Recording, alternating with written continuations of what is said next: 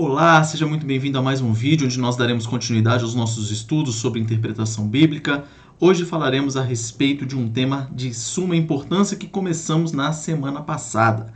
Hoje falaremos como interpretamos cartas ou epístolas. Daremos orientações gerais. Na semana passada nós falamos um pouco de estrutura e demos um panorama geral. E hoje vamos entrar aqui em 5 dicas importantíssimas para fazer com que nós interpretemos melhor as nossas cartas, epístolas do Novo Testamento. Então, sem mais delongas, vamos falar que o objetivo de hoje é apresentar orientações gerais para entendermos e interpretarmos as cartas do Novo Testamento. Primeira dica, vamos falar assim. Use com cautela a leitura reconstrutiva. O que significa isso? Nome complicado, parece ser difícil, mas não é. A leitura reconstrutiva nada mais é do que um processo interpretativo que busca reconstruir uma situação com alguns elementos que nos são apresentados. Pensem o seguinte, numa ligação telefônica. Sabe quando você vê alguém falando no telefone com outra pessoa e você tenta descobrir o que a outra pessoa está falando apenas ouvindo aquela que está junto com você falando? É mais ou menos isso, é mais ou menos assim que funciona a leitura reconstrutiva. Nas cartas do Novo Testamento, nós não temos as perguntas, por assim dizer, daqueles destinatários. Então vamos supor, chegaram algumas perguntas ao apóstolo Paulo e ele as respondeu na epístola. Então você só tem a parte do autor bíblico. É como no telefone, você só tem aquela pessoa falando. E aí você tenta descobrir o que estava acontecendo no outro lado da linha, ou no caso das epístolas bíblicas, você tenta descobrir o que estava acontecendo para que o apóstolo escrevesse aquela carta a determinada igreja ou a determinada pessoa. Isso é importante, você fazer essa reconstrução para entender o contexto histórico. Porém, nós temos que fazer isso com muita cautela, para que a gente não comece a achar coisas que não existem. Vamos usar aos exemplos, alguns exemplos aqui que vai facilitar o entendimento logo mais para frente. Mas nas cartas do Novo Testamento, nós temos algo semelhante à ligação telefônica, como eu já disse. Sabemos apenas metade da conversa, que é a do autor inspirado, dirigindo-se aos seus receptores. Nós devemos combinar vários dos comentários da carta para reconstruir a situação que motivou a carta, mas devemos fazer isso com a devida cautela.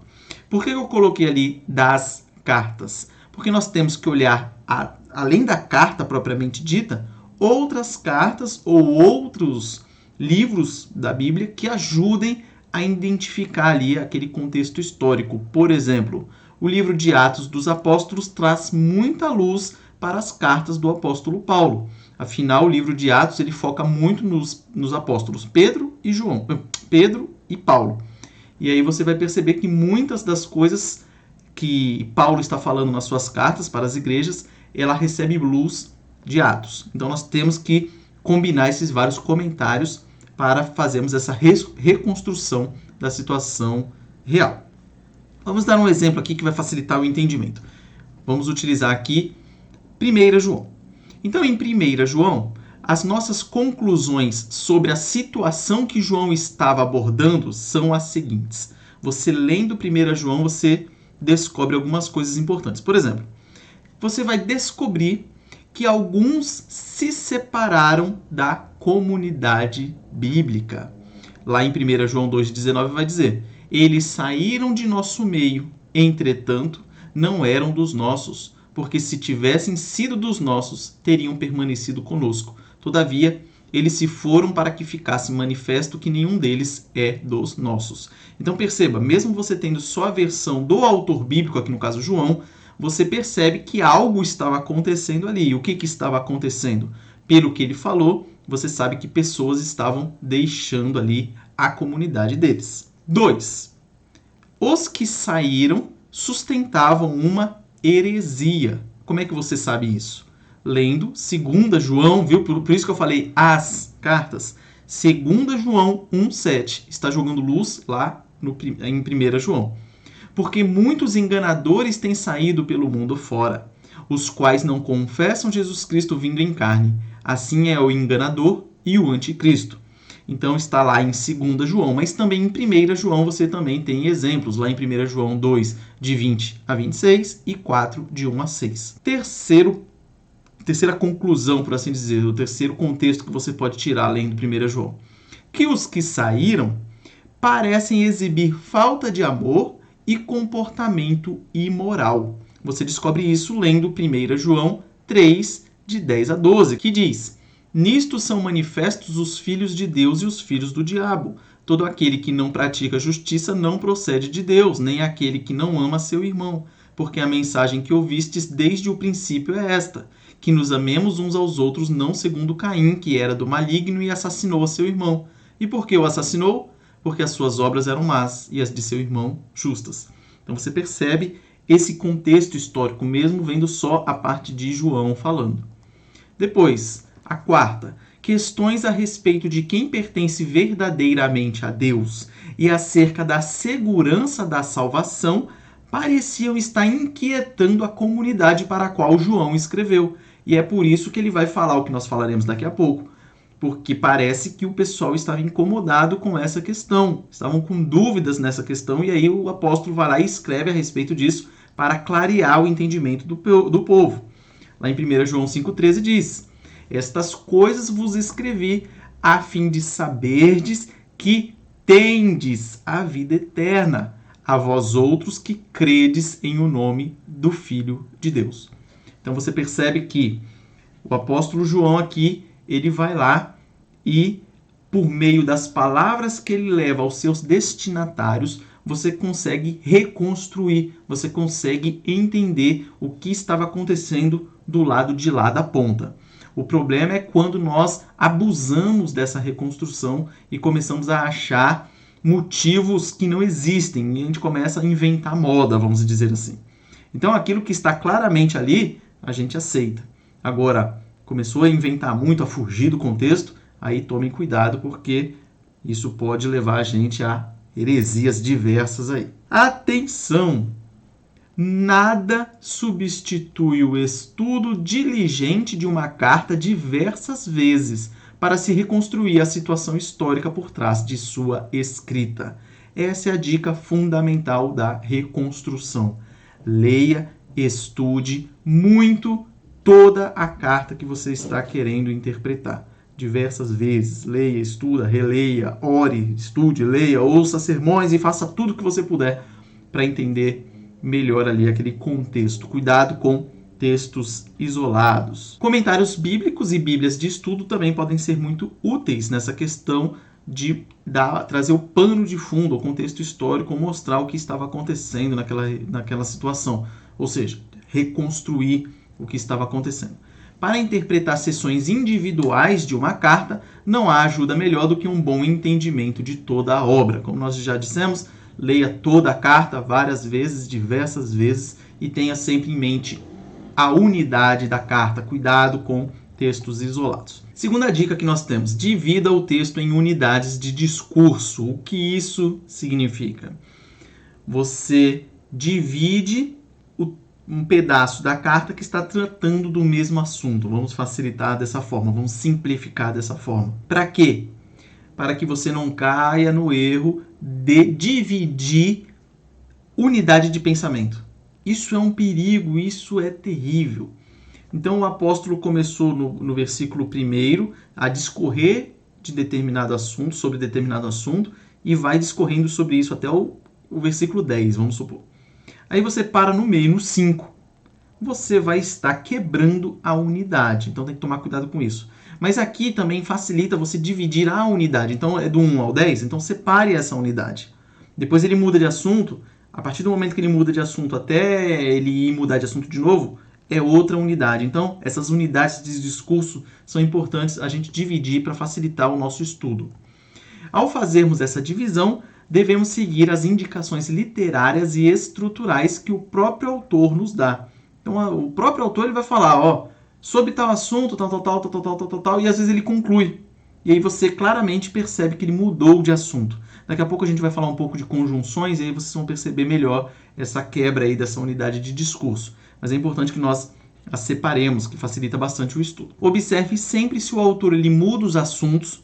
Então, às vezes ele está falando de X, depois começa a falar de Y, perceba essa mudança. Se ele muda da terceira para a segunda ou primeira pessoa, ou seja, ele está escrevendo, falando, nós aqui fizemos não sei o quê.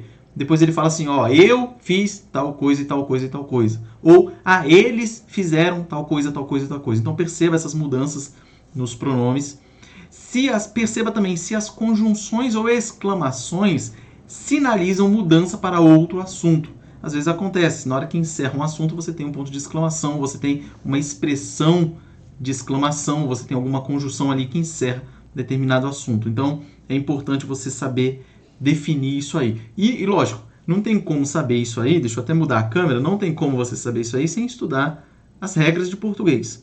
Nós temos que ser estudiosos também da nossa língua portuguesa para saber o que é uma conjunção, o que é um pronome, para saber quando há essa mudança, o que é primeira, segunda, terceira pessoa. Isso é importante, vai nos ajudar na nossa leitura e no nosso estudo da carta, da epístola e da Bíblia de uma forma geral. A maioria das Bíblias modernas ela insere subtítulos proveitosos para as seções unificadas de pensamento. Sabe quando você lê sua Bíblia, você vê lá que tem um título em cima, e aí tem diversos versículos, depois tem outro subtítulo, e depois outro subtítulo. Ali nada mais, nada menos ela está fazendo é dividindo em unidades de pensamento. Às vezes, algumas atropelam isso, mas em regra dá certo. Então, pode seguir por isso que ajuda bastante. Terceira dica que nós temos para hoje é entenda a organização existente dentro da unidade literária. Então, depois que você está lendo a sua Bíblia, você separou... Deixa eu pegar minha Bíblia aqui para mostrar e fica mais fácil. Vamos lá. Você está aqui com 1 Coríntios. Vamos lá, 1 Coríntios, está marcado aqui. Deixa eu mudar aqui para ver se eu estou vendo certinho. Olha lá. Tenho aqui 1 Coríntios 13, certo? Fala aqui sobre o amor é o dom supremo. Aí vem... aqui já acerca dos dons espirituais. Vamos para o 12 aqui, que já está mais fácil. Acerca dos dons espirituais. Então aqui você começa, um monte de versículo. Depois aqui você tem a quebra, que é o subtítulo, como se fosse o subtítulo, E aí você tem mais um monte de versículos lá, que continuam na outra parte. Isso aqui está separado da unidade de pensamento. Então você tem uma unidade de pensamento aqui, uma unidade de pensamento aqui e outra unidade de pensamento ali. Então, a primeira coisa que você tem que fazer quando você está lendo, é a dica anterior que nós dissemos, é você separar entre unidades de pensamento. Então, aqui, isso é uma unidade de pensamento. Depois, dentro dessa unidade de pensamento, é isso que nós vamos tratar agora. Saiu todas minhas marcações. Vamos colocá-las aqui novamente e tal, beleza. Espero que tenha ficado claro. Você tem lá o subtítulo, e aí aquilo é uma unidade de pensamento, e dentro dessa unidade de pensamento é isso que nós vamos falar aqui agora, que é entender a organização existente dentro dessa unidade literária.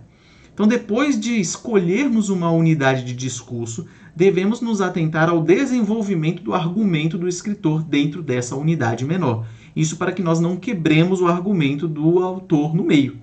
Se você quebrar, você perde todo o sentido que ele quis dar. Então, nós devemos nos perguntar o seguinte: o autor está apelando para as experiências de seus leitores? Será que ele está apelando ao Antigo Testamento? Será que ele está apelando à sua própria autoridade? São perguntas que nós vamos fazer para manter essa organização dentro dessa unidade literária. Isso é muito importante e ajuda muito na hora de interpretar a passagem. Observe a relação entre as frases e as sentenças. É aquilo que eu falei anteriormente, a importância de se estudar a língua portuguesa, as regras da gramática, para saber isso aqui. Senão você não vai saber isso que eu estou dizendo, você pode se confundir muito nisso. Então, a relação entre frases e sentenças, por exemplo, se é causal, ou seja, tem lá o pronome porque, concessiva, que tem a conjunção embora. Eu falei o pronome porque, mas a conjunção, Conjunção porque, conjunção embora. Se é instrumental, ou seja, por meio de. E assim você vai conseguindo estabelecer essa relação. Por exemplo, Paulo, quando ele estava discorrendo sobre a salvação, lá em Efésios capítulo 2, versículo 7, você pode perceber essa utilização desses elementos que fazem essas relações entre frases e sentenças. Por exemplo, ele começa Efésios 2, 1, dizendo assim: Ele, Cristo, vos deu vida, estando vós mortos nos vossos delitos e pecados. Daí ele começa a explanar sobre isso. Depois, lá no final, ele vai falar: para mostrar nos séculos vindouros a suprema riqueza da sua graça, em bondade para conosco em Cristo Jesus. Então, ele está discorrendo sobre isso. E depois ele começa ali, ó, a partir do versículo 8, com um elemento ali que vai fazer toda a ligação, que vai fazer todo o sentido com isso que ele estava narrando anteriormente, que é ali o elemento por quê. Então ele começa, por quê? Por que o quê? Aquilo tudo que eu falei, por quê? Porque pela graça sois salvos mediante a fé. E isto não vem de vós, é dom de Deus, não de obras, para que ninguém se glorie.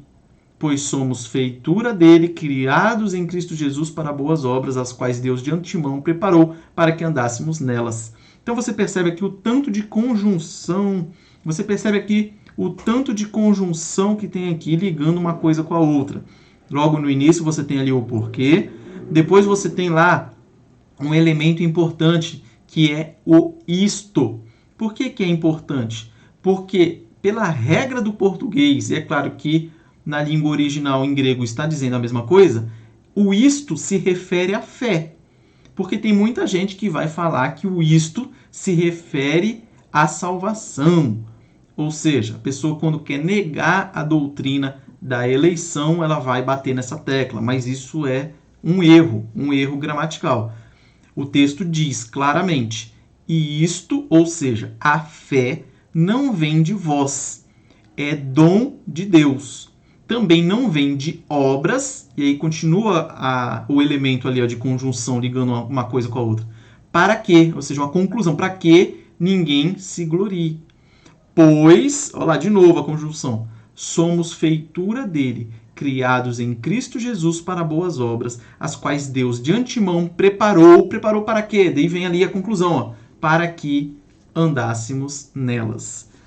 Então você percebe a importância de se estudar a gramática e a língua portuguesa, porque uma partícula dessa que você interpreta errado, lascou. Você já vai se embananar todo, vai dar um outro sentido para o texto, vai causar problema, você vai ficar irritado, não vai estar entendendo nada e aí por diante. Então nós temos que estudar a língua portuguesa, entender esses elementos, entender essas relações entre as frases e sentenças, as conjunções, os adjuntos, etc. Nós temos que aprender a utilizar isso da forma correta. Dando continuidade, quarta dica, determine o significado de palavras individuais. Isso aqui é importantíssimo. Na Bíblia você vai encontrar diversas palavras importantes teologicamente. E você tem que saber o significado dessa palavra.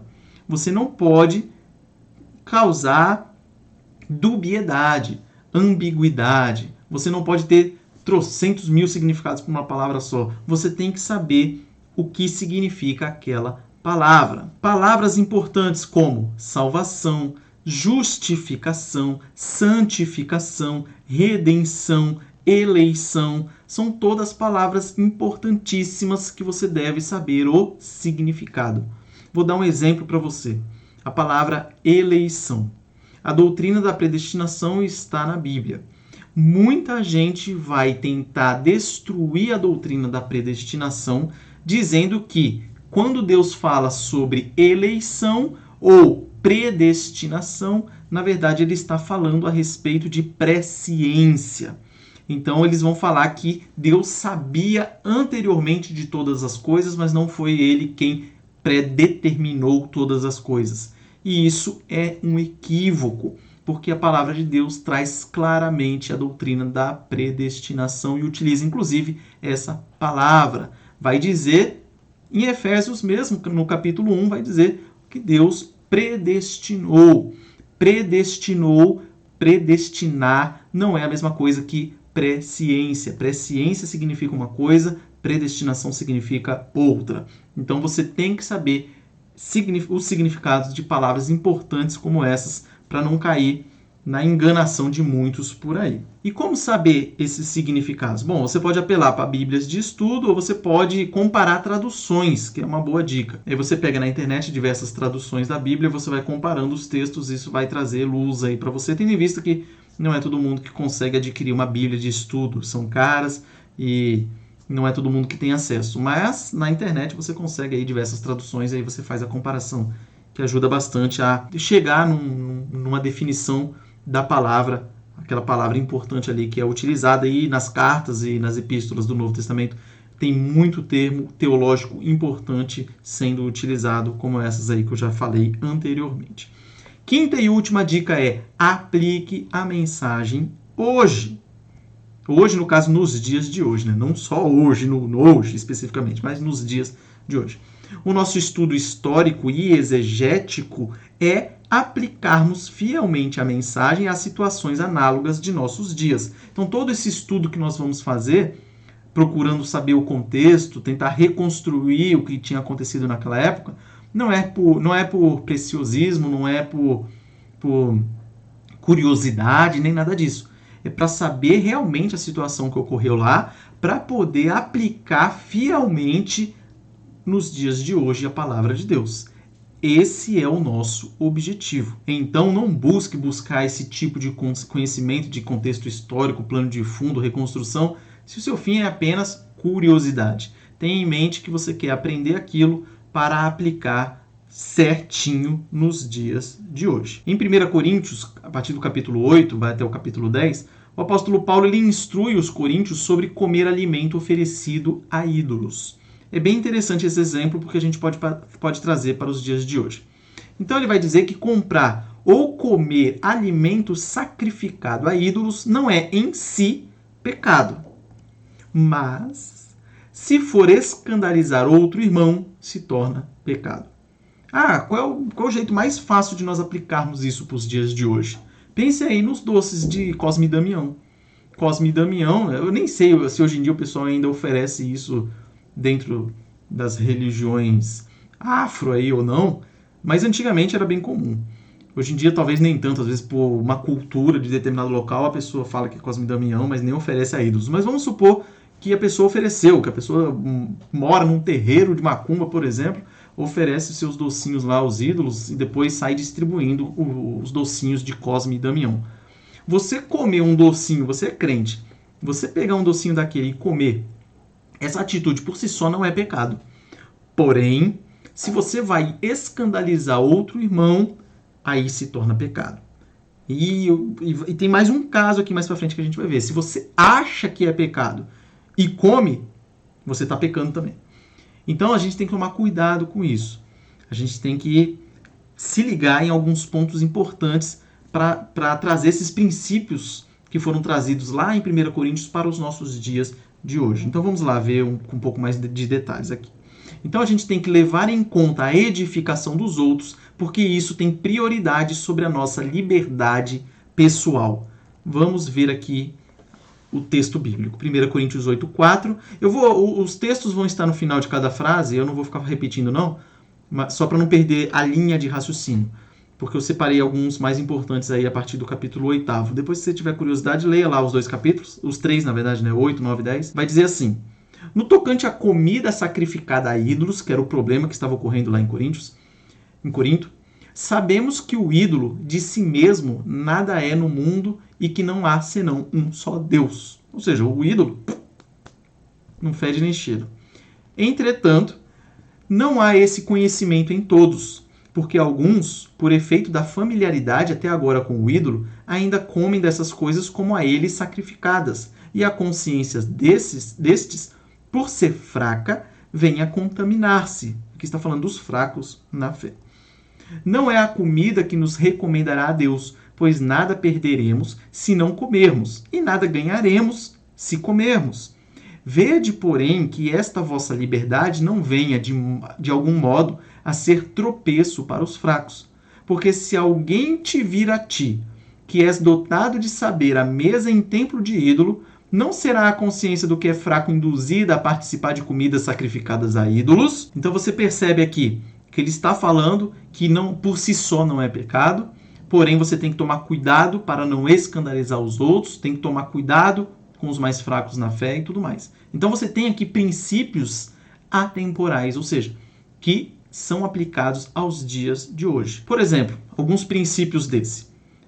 A reflexão ética precisa estar arraigada na verdade teológica. É o primeiro ponto. Não existe verdade fora da Bíblia. Jesus Cristo diz, eu sou a verdade. É a verdade. Então, fora dele não há verdade. Então, esse é o primeiro ponto, é o principal princípio que nós podemos trazer para nós hoje. Também nós podemos trazer o seguinte, que biblicamente há 3 categorias morais, que são o certo, o errado e o irrelevante. Então tem coisas que são irrelevantes, que não se enquadram nessas categorias de certo e de errado. Lembrem do exemplo de Timóteo. Paulo circuncidou Timóteo. Por quê? Porque eles estavam indo evangelizar judeus. E para não ter ali um problema maior, circuncidou ele para ele ter fácil acesso entre os judeus. Poderia não ter circuncidado Timóteo? Sim. Mas circuncidou. Isso é irrelevante. Foi certo ou foi errado? Irrelevante. Terceiro, embora uma atitude não seja objetiva e moralmente errada, se uma pessoa pensa que é errada e a pratica, ela peca. Então, temos que ficar atentos muito com relação a isso. Quarto princípio que nós podemos trazer. Um cristão deve mostrar amor sacrificial em proteger outro cristão da tentação e do pecado. É aquela questão do fraco na fé. Se você vai fazer alguma coisa que vai acabar levando o outro irmão à tentação ou a pecar, não faça. Por exemplo, bebida alcoólica. É pecado beber, um crente beber bebida alcoólica? O fato de beber bebida alcoólica em si, não. Mas, se você vai ser causa de tropeço para outro irmão, vamos supor que você é crente, está saindo com outro crente recém-convertido que acabou de se curar do pecado da embriaguez, vamos falar assim. Aí vocês estão andando em determinado local, um calor danado, aí você fala... Não, vamos pegar o exemplo de hoje, é um frio danado, frio brabo igual está hoje. Aí você fala assim, vamos parar ali para tomar um negocinho para esquentar. Aí você vai lá e compra um conhaque. Imagina a situação. Vai que por causa de você, o seu irmãozinho ali que acabou de ser convertido, vai lá e toma o conhaque, entra de novo no mundo da bebida e vive e vira de novo um bêbado. Imagina a situação. Aí sim você está pecando. Então, nós devemos sim ter um amor, demonstrar um amor sacrificial em proteger outro cristão da tentação e do pecado. Mais um princípio. O comportamento de um cristão deve ser moldado por 2 preocupações, que é a saúde espiritual de outros cristãos, que nós devemos ficar atentos. Sabe aquele papo assim, não devo nada para ninguém, minha vida é a minha, quem pode me julgar é Deus e tudo mais? Não. Você tem que estar preocupado sim com os outros, principalmente em fazê-los errar. E temos também que ter a preocupação da conversão de não crentes. Então, se determinado comportamento, se determinada atitude que você toma é um impeditivo para que outra pessoa seja convertida, deixe essa prática. Mesmo você sabendo que não é pecado, deixe por amor ao seu irmão ali que está prestes a ser convertido ou pode ser convertido por meio de você. Beleza? Então é até aqui a nossa exposição. A conclusão que nós chegamos depois de tudo isso é que falamos para tomarmos cuidado com a leitura reconstrutiva, para evitar que nós comecemos a achar coisas que não estão ali.